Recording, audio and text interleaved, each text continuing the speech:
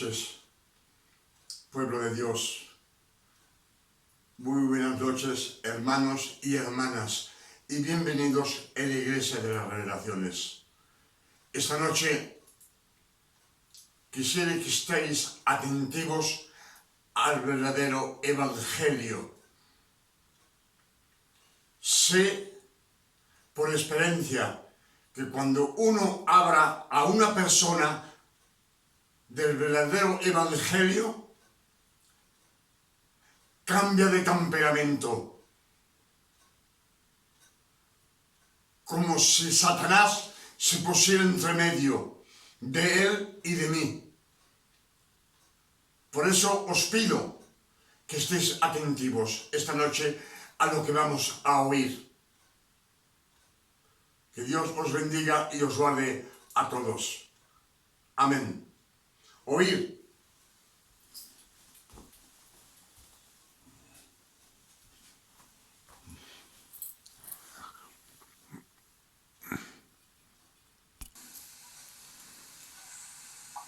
Bonsoir à tous mes frères et à toutes mes sœurs en Christ. Une fois de plus, je suis parmi vous et je suis heureux. Bienvenue dans l'église des révélations. Je vois que vous venez prendre connaissance du véritable évangile, les révélations que nous donne le Père éternel par le Saint-Esprit en cette année 2025. Pour cela, je vous dis que je me réjouis à chaque fois que je me trouve parmi vous. Parce que je sais que vous venez prendre connaissance de l'Évangile. C'est pas moi que vous venez voir, mais prendre connaissance du véritable Évangile. Celui que le Père éternel nous donne par révélation dans cette année 2025. Pour cela, je vous salue au nom de notre Père éternel et je vous salue au nom de notre Sauveur Emmanuel, le Christ. On sait que Emmanuel, c'est le vrai nom du Christ. Ça n'a jamais été Jésus, le Fils de Dieu. Je vous l'ai dit plusieurs fois que dans les Écritures, nous disons que Emmanuel, c'est le vrai nom du Christ. Christ veut dire en latin, on le traduit de l'hébreu au latin, veut dire le choisi, l'élu, le choisi, c'est Christ. Jéchoua veut dire le sauveur. Et Emmanuel veut dire Dieu parmi nous. Cela nous est dit dans les Écritures. Cela nous est dit dans dans Ésaïe 42, verset 1. Il nous dit: je vous envoie mon serviteur, en qui j'ai mis mon esprit, mon élu, et lui annoncera le royaume de Dieu, la justice de Dieu au monde entier. Donc il nous envoie sur la terre. Celui qui est venu, c'est un serviteur, un ouvrier, un travailleur. Et lui, il a comme ordre par le Père éternel d'annoncer la justice de Dieu au monde entier. Le monde entier, la justice, je vous l'ai déjà dit plusieurs fois, ce sont les 10 commandements qu'on gouverne le monde entier. Amen. Donc, Ésaïe 7, verset 14. Même les chiffres de 7 et 14, c'est le chiffre de la perfection. On sait que 7, c'est le chiffre qui signifie l'abondance, la générosité, l'amour du Père, sa compassion, la charité. Et il nous l'a envoyé pour nous. Et le numéro 14, c'est 2 fois 7. Amen. Et Ésaïe 7, verset 14, nous dit, la Vierge aura un fils, et on lui donnera le nom de Emmanuel, Dieu parmi nous. Là, il n'y a pas de fils, il n'y a pas Jésus, il n'y a pas le Fils de Dieu. Amen. Je vous le répète beaucoup de fois dans mes sermons pour que ça nous rentre dans l'esprit. Matthieu 1, 23 nous dit, l'ange Gabriel est venu voir la Vierge Marie et il lui a dit, tu auras un fils et tu lui donneras comme nom Emmanuel, Emmanuel, Dieu parmi vous. Donc, l'ange Gabriel n'a pas dit à la Vierge, tu auras un fils et tu l'appelleras Jésus, fils de Dieu. Non. Il lui dit, tu lui donneras le nom d'Emmanuel. On sait que dans les Écritures, Ésaïe, c'est 700 ans avant que le Christ naisse.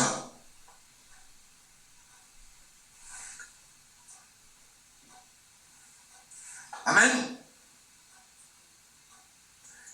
Et les Écritures nous disent que le Père éternel, la parole a été faite chair. Pourquoi qu'elle a été faite chair? C'est-à-dire que le Père éternel a pris sa parole lui-même, Dieu le Père éternel, et il l'a mis dans le corps de cet homme de chair et de sang que lui, il a prophétisé, qui devait naître 4000 ans après qu'il l'a prophétisé. Dans le jardin d'Éden, il lui dit à Lucifer, la descendance de la femme t'écrasera la tête. Là, dans le jardin d'Éden, il vient de prophétiser que 4000 ans plus tard, dans le futur, doit naître un homme de chair et de sang, et que lui-même doit rentrer dans ce corps. Et on sait qu'après son baptême dans le Jourdain, par Jean le Baptiste, il y a l'Esprit de Dieu qui descend sur lui. En plus, c'est deux parties du Père, la parole et le Saint-Esprit, et Emmanuel le Christ. Amen.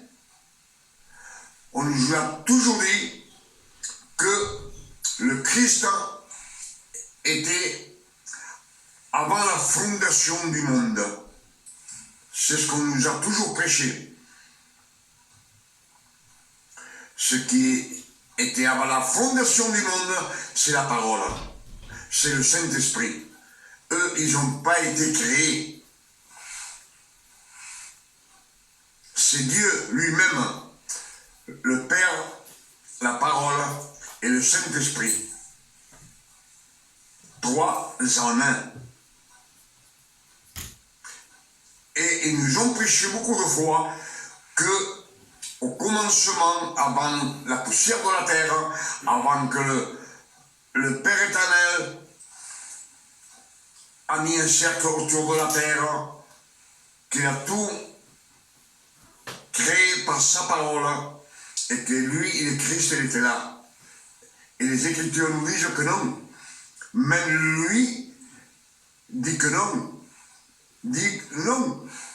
Il n'était pas avant la création.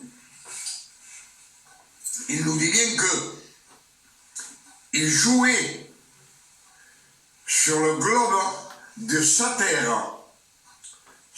Il jouait sur le globe de sa terre.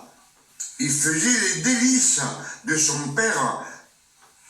Non, il dit pas ça. Je faisais ses délices. C'est-à-dire que le Père éternel disait que la lumière soit et la lumière fut. Que le soleil soit, les étoiles, la lune, et tout fut créé par la parole. La parole était avec Dieu et la parole était Dieu.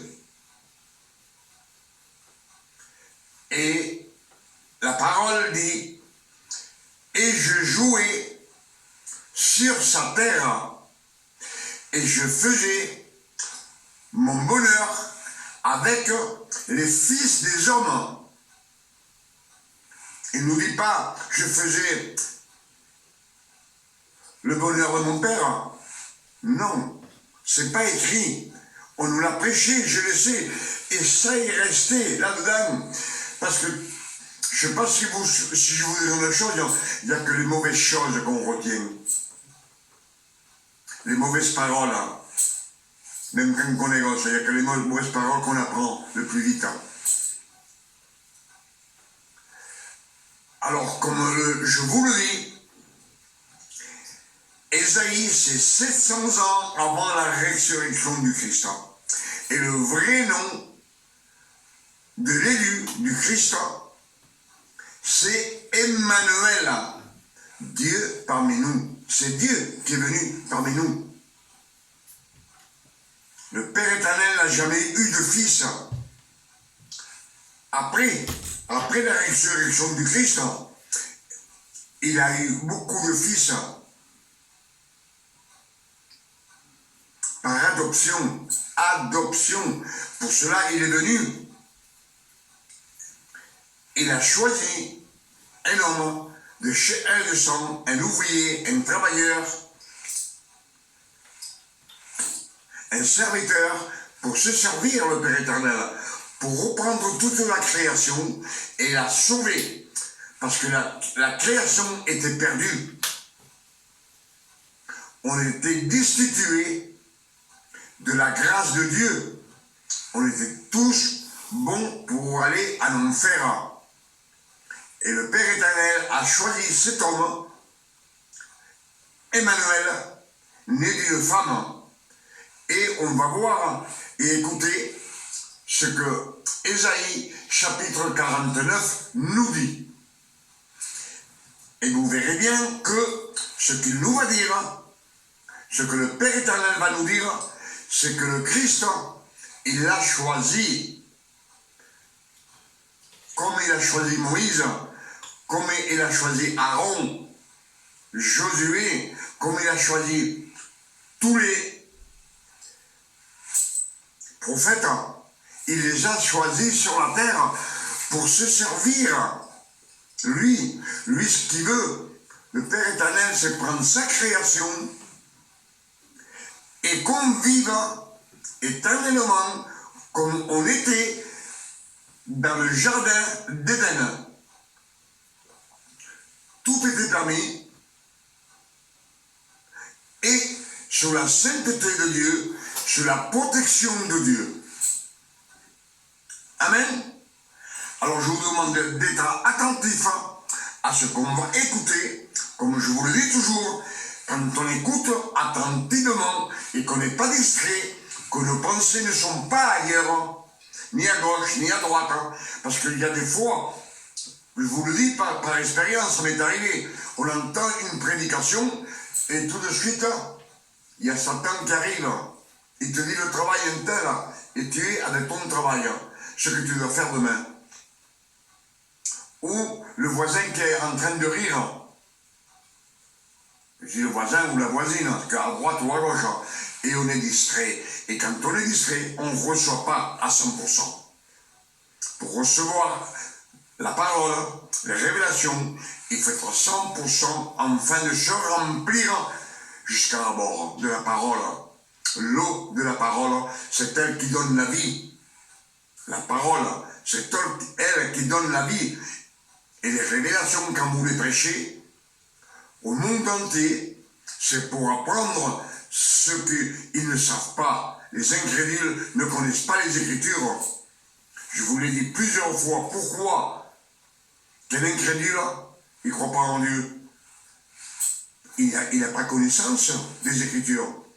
Si un incrédule, un jour prend la Bible et commence à lire et à vouloir savoir plus et plus du Père éternel, au bout d'un temps, chaque arbre donne son fruit dans sa saison. Dans l'Exode 1, verset 1, on nous le dit. Amen. Alors je vous demande d'être attentif, je vous en supplie, parce que c'est très sérieux, les révélations du Père éternel. C'est primordial d'être attentif et de ne pas être distrait. Que celui qui a des oreilles entende pour recevoir et après les prêcher aux autres, au monde entier, qu'ils sachent la vérité et que tous puissent venir au Père éternel. Croire en Dieu. C'est pour ça que je vous dis qu'il y a des incrédules, parce qu'ils ne connaissent pas les Écritures. Exemple, un illettré, s'il ne sait pas lire, c'est parce qu'il n'a jamais été à l'école. Mais même un homme de 30 ans, si vous le prenez, il est illettré, il ne sait pas lire ni écrire, vous l'amenez avec un professeur et il arrivera le moment où lui, il sera comme le professeur. Après, il va avoir son bac et il peut être comme le professeur. Et les Écritures nous disent que tout disciple accompli est comme son maître. Ce sont les Écritures. Alors je vous demande et je vous supplie d'être attentif.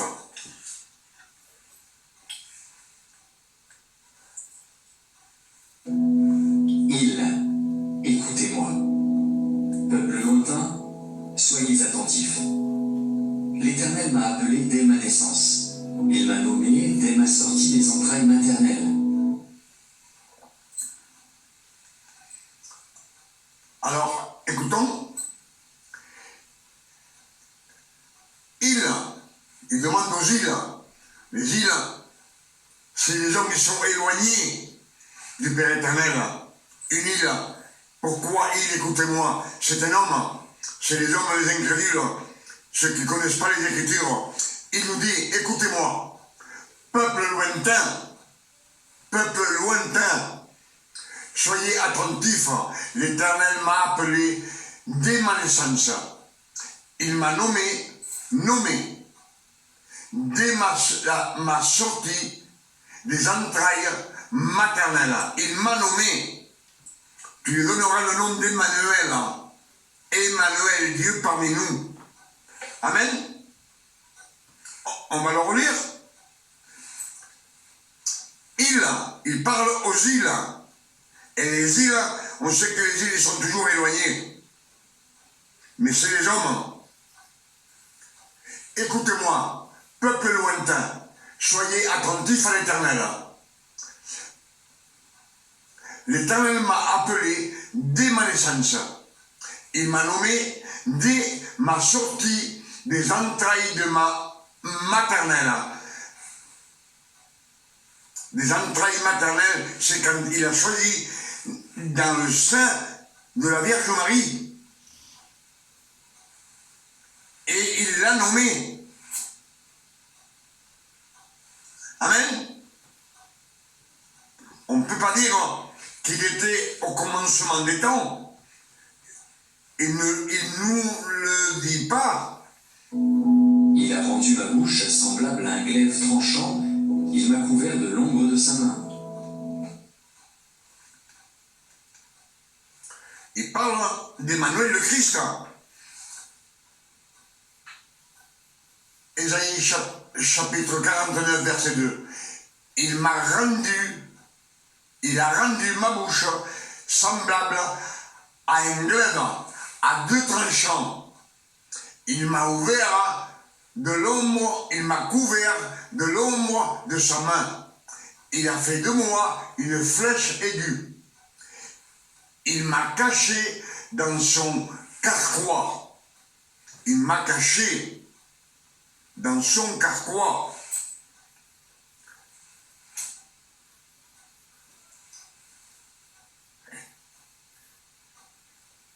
Il a rendu ma bouche semblable à un glaive tranchant. Un glaive tranchant. Il m'a couvert de l'ombre de sa main. Il l'a protégé à Emmanuel le Christ. Il m'a ouvert de l'ombre de sa main, couvert. Il a fait de moi une flèche aiguë. Pour le monde entier, c'est une flèche aiguë.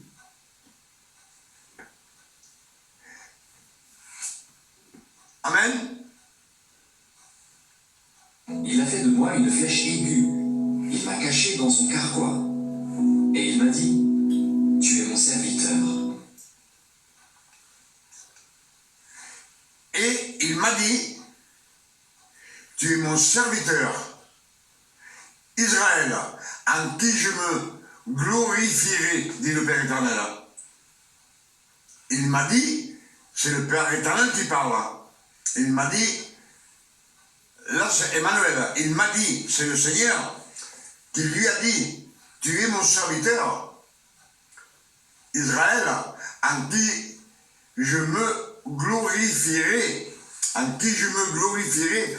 Il nous dit, tu es mon serviteur. Pour cela, Ésaïe 42, verset 1 nous dit, je vous envoie mon serviteur, en qui j'ai mis mon esprit.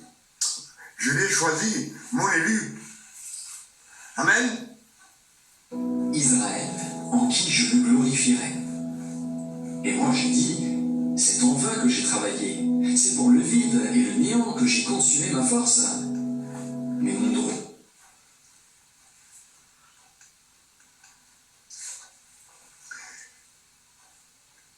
Et moi j'ai dit, c'est en vain que j'ai travaillé.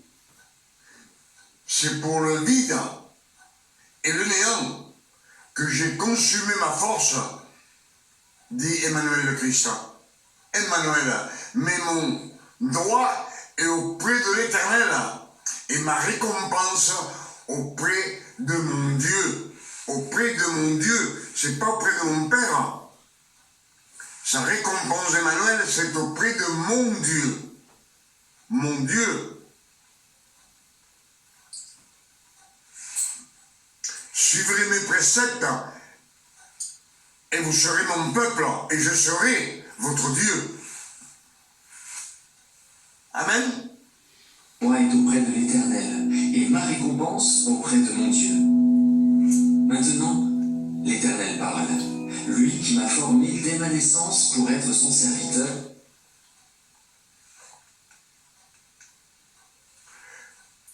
Maintenant, l'Éternel parle. Lui, c'est l'Éternel qui parle. Lui qui m'a formé dès ma naissance pour être son serviteur, pour ramener à lui Jacob.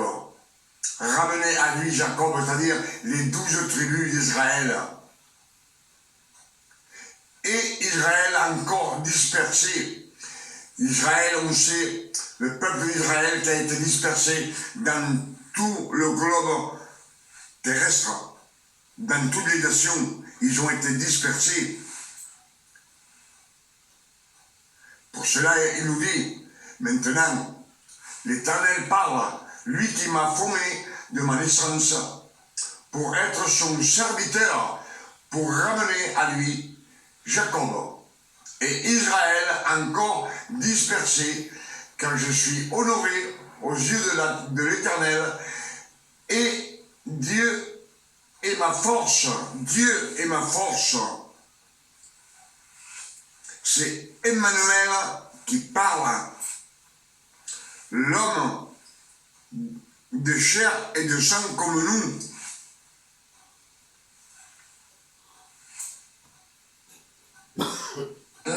Pour ramener à lui Jacob et Israël encore dispersés. Car je suis honoré aux yeux de l'Éternel, et mon Dieu est ma force. Il dit, c'est peu que tu sois mon serviteur pour relever les tribus de Jacob et pour ramener les restes d'Israël.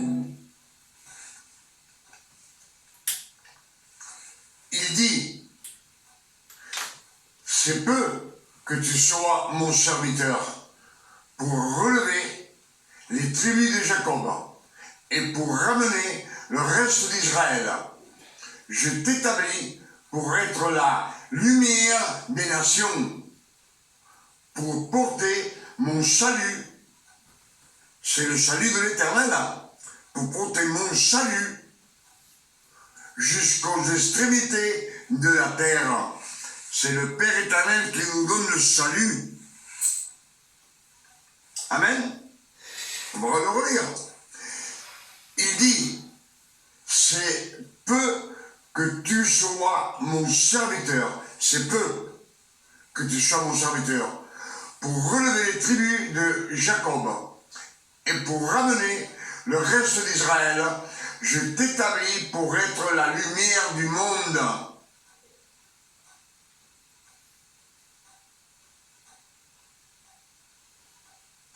La lumière de toutes les nations, pour porter mon salut jusqu'aux extrémités de la terre. Amen. Je pense que les Écritures sont claires quand on le médite. Je t'établis pour être la lumière des nations, pour porter mon salut jusqu'aux extrémités de la terre. Ainsi parle l'Éternel, le Rédempteur. Ainsi parle l'Éternel, le Rédempteur. Le Rédempteur, c'est celui qui nous a rachetés. Le Rédempteur, c'est le Père éternel. Emmanuel, Emmanuel le Christ, avait dans son corps la parole et le Saint-Esprit. C'est le Père éternel, lui-même. Ainsi parle l'Éternel, le Rédempteur, le Saint d'Israël, à celui qu'on méprise, qui est en horreur au peuple, à l'esclavage des puissants. Des rois le verront et ils se lèveront, des princes et ils se prosterneront à cause de l'Éternel qui est fidèle. À cause de l'Éternel.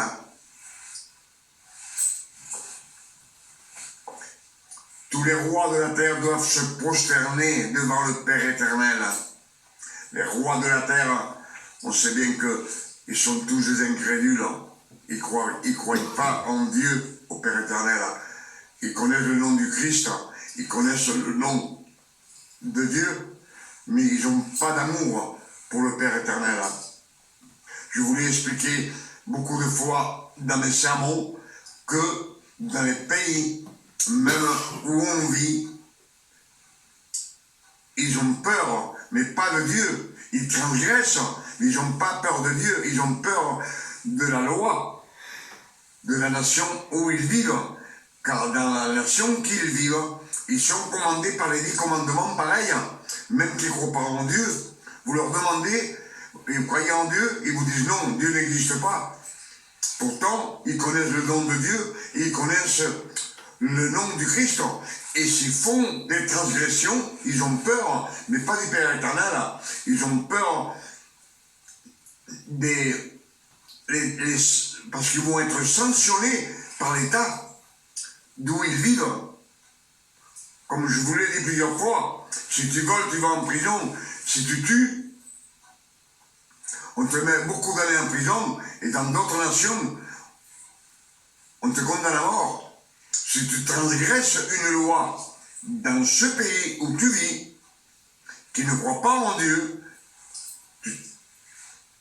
tu traverses un stop par hasard. Exemple, tu traverses un stop, tu vas être sanctionné, tu vas être amené devant les tribunaux et on va te faire payer. Tu vas être sanctionné, mais ils ne croient pas en Dieu. Ces gens-là, ils ont peur de l'État, des gendarmes, si vous préférez, de la justice. Amen.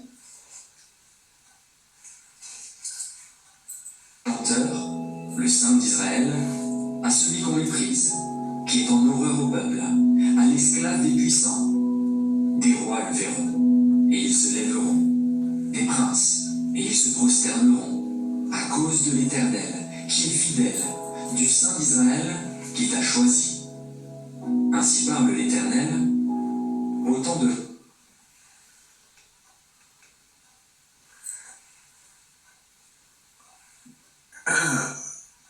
Ainsi parle l'Éternel, du Saint d'Israël, qui t'a choisi.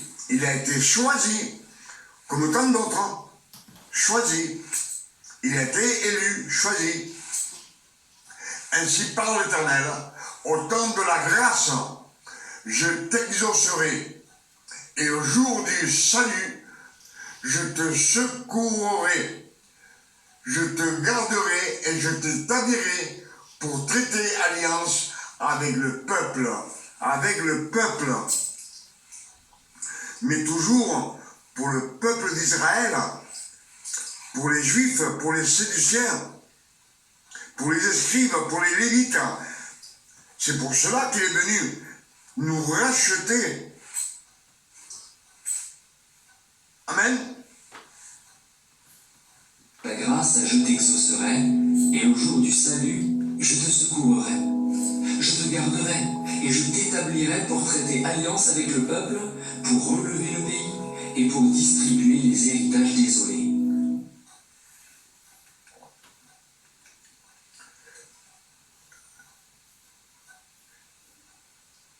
Il dit, je t'établirai pour relever le pays et pour distribuer les héritages désolés.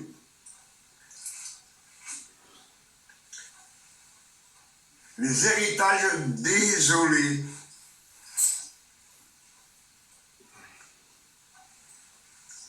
C'est la grâce. C'est des héritages. Ils sont désolés, ces héritages. Ils sont pourquoi désolés? Parce qu'ils ne peuvent pas. Le Père éternel ne veut pas les donner à ceux qui ne croient pas en lui, à ceux qui ne sont pas nés de nouveau.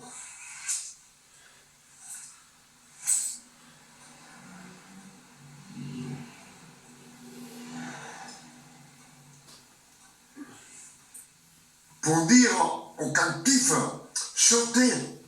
Les captifs, ce sont ceux qui sont sous la loi. Sortez. Et à ceux qui sont dans les ténèbres, le monde entier est dans les ténèbres. Ils ne connaissent pas le nom du Père éternel, ni le nom d'Emmanuel le Christ. Pour dire aux captifs, sortez. Et à ceux qui sont dans les ténèbres, paraissez. Qu'ils apparaissent, qu'ils sortent des ténèbres. Ils viennent à la lumière.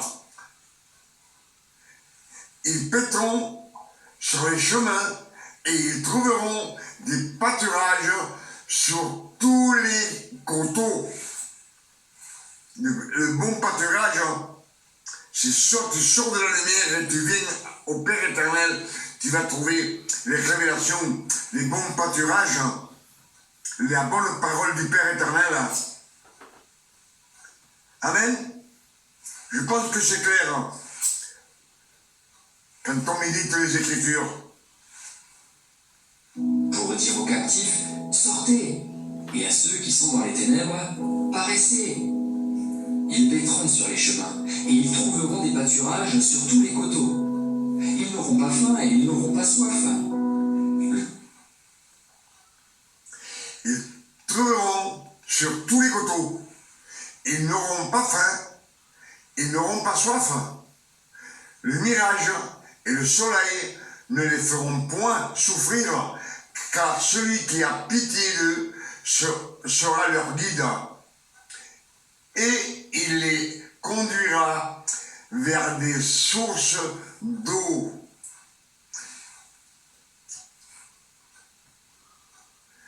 Car celui qui a pitié d'eux sera leur guide. Celui qui a miséricorde, qui a pitié de ce que le Père éternel a créé, c'est le Père éternel. C'est lui, Dieu, le Tout-Puissant. Amen. Et il nous dit, ils n'auront pas faim et ils n'auront pas soif. Le mirage et le soleil ne les feront point souffrir, car celui qui a pitié d'eux sera leur guide. Leur guide, c'est dans la vie le guide. Quand on aura au ciel, il va nous garder, on va vivre avec le Père éternel. S'il nous guide, c'est sur la terre. Et il les conduira vers des sources d'eau. Les sources d'eau. L'eau qui donne la parole. L'eau de la parole. Celle qu'on prêche et qui donne la vie. Amen. Le mirage et le soleil ne les feront point souffrir, car celui qui a pitié d'eux sera leur guide, et il les conduira vers des sources d'eau. Je changerai toutes mes montagnes en chemin. Je changerai toutes les montagnes en chemin. Toutes les montagnes en chemin. Les montagnes, c'est tout ce qu'on doit faire qui est très difficile. Il va les aplanir pour nous, afin, dans cette vie qu'on mène sur la terre, je changerai toutes mes montagnes. Les montagnes, il les changera en chemin, puisqu'on puisse aller tranquillement, sans effort. Et mes routes seront frayées. Et les routes seront frayées. Les voici, ils viennent de loin, les uns du septentrion et de l'Occident.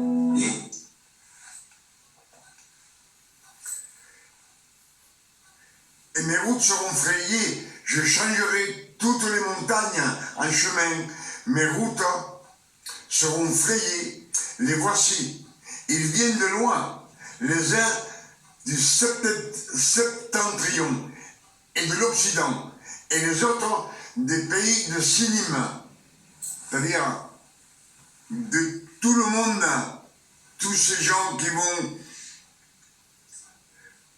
remplir la vie d'Israël.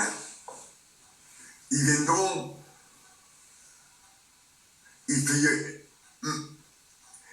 mes routes seront frayées. Les voici, ils viennent de loin. Les hommes du septentrion et de l'Occident. Les uns viennent du septentrion, des autres de l'Occident, les autres du pays de Sinim. Les autres du pays de Sinim. Cieux, réjouissez-vous. Terre, sois dans l'allégresse. Montagne, éclatez en cris de joie. Car l'Éternel console son peuple. Il a pitié de ses malheureux. Sion disait,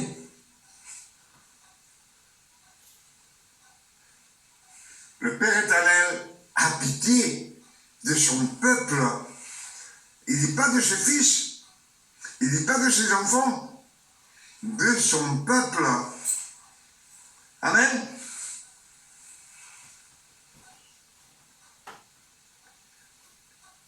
Sion disait, l'Éternel m'abandonne, le Seigneur m'oublie.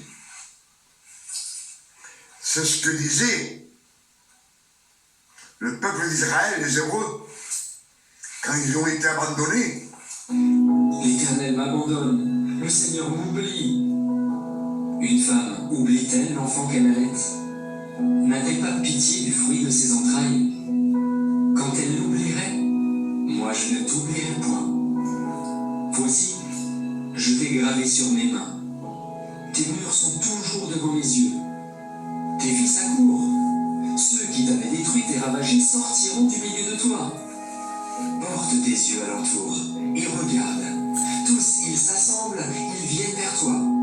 Je suis vivant, dit l'Éternel. Tu les revêtiras tous comme une parure. Tu t'en ceindras comme une fiancée.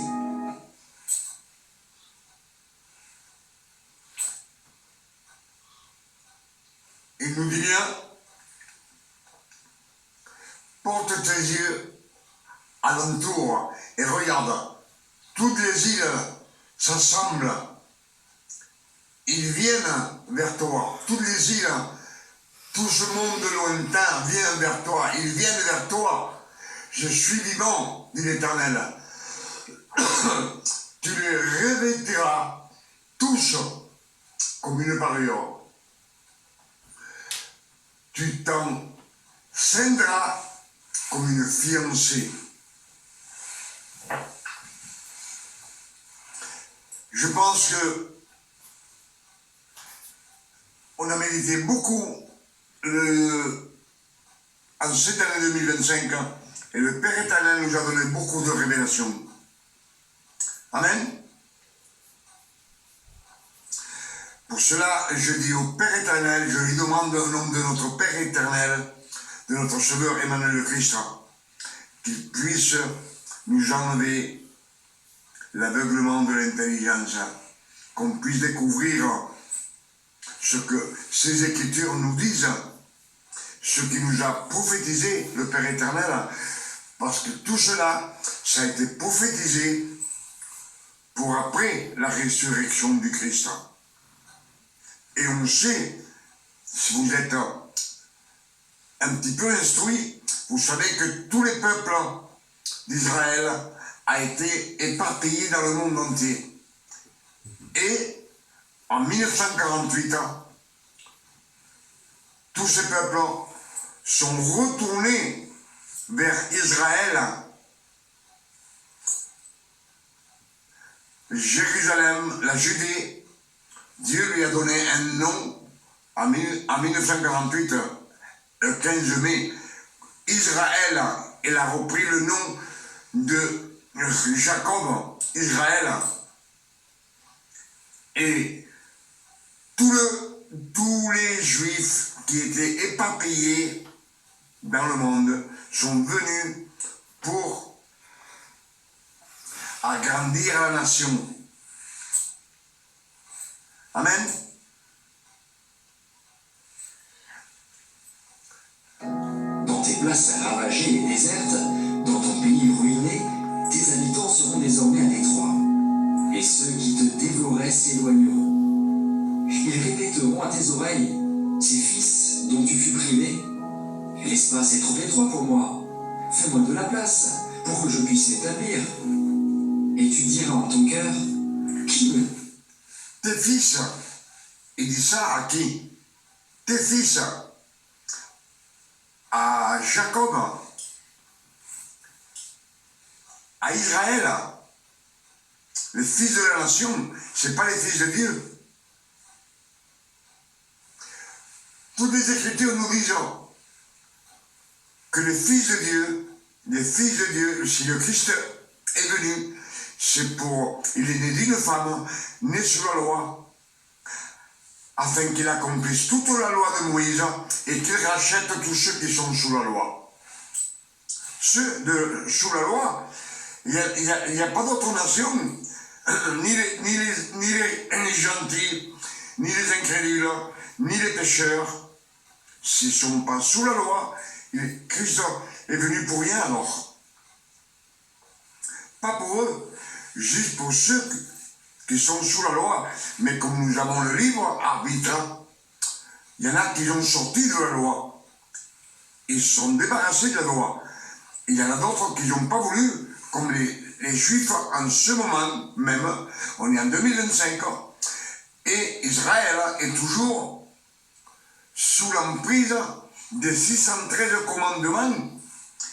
Ils ne sont pas sortis, mais sachez une chose, que si le Christ vient demain, tous ces Juifs resteront sur la terre, ils partiront pas dans les lieux du ciel rejoindre le Père éternel. Amen. Pour cela, je demande au Père éternel ce soir, et je lui dis merci pour toutes ces révélations qu'il nous donne en cette année 2025. Merci papa, merci Père éternel. Que le nom du Père éternel soit béni et glorifié et sanctifié sur la terre comme au ciel. Et qu'il nous envoie le Christ chercher l'Église, qui vienne chercher l'Église, Emmanuel le Christ, qui vienne chercher ses fils d'adoption pour qu'on parte dans les cieux célestes avec lui pour toute l'éternité.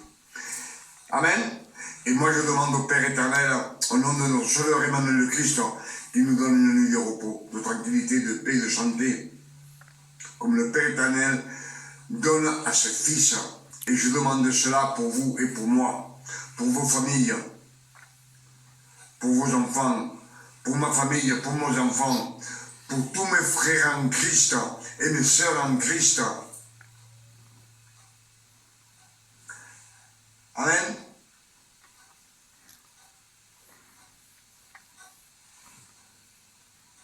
À demain, si le Père éternel nous le permet. Comme toujours, je vous le dis, c'est lui qui commande. C'est le Père éternel qui commande. C'est pas un autre. Que Dieu vous bénisse et vous garde.